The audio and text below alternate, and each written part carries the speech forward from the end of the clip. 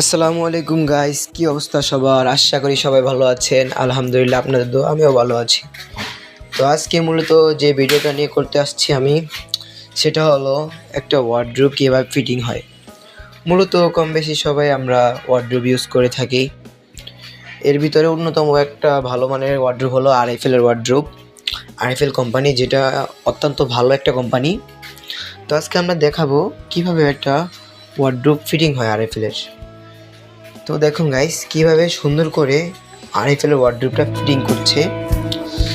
তারা কিন্তু এগুলো অনেক ছোট থেকে করে আসছে। আজ 8 বছর তাদের এখানে এই লাইনে কাজ করা চাকরিজীবী ওরা।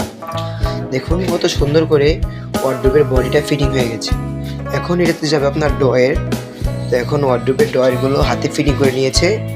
ফিটিং করে ড্রয়ারগুলো আপনার লাগানো হয়ে গেছে। দেখুন কত সুন্দর করে লাগাচ্ছে। তো গাইস, দেখতেই পাচ্ছেন কত সুন্দর করে ওয়ার্ডরোবগুলো ফিটিং হচ্ছে। এগুলো সবগুলো একসাথে একটা কার্টুনে আসে, আপনাদের কাছে ফিটিং হয়ে যায়।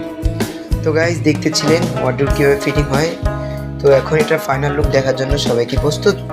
দেখুন গাইস, এটা ফাইনাল লুকটা কেমন। তো এটা ফাইনাল লুকটা দেখেন গাইস।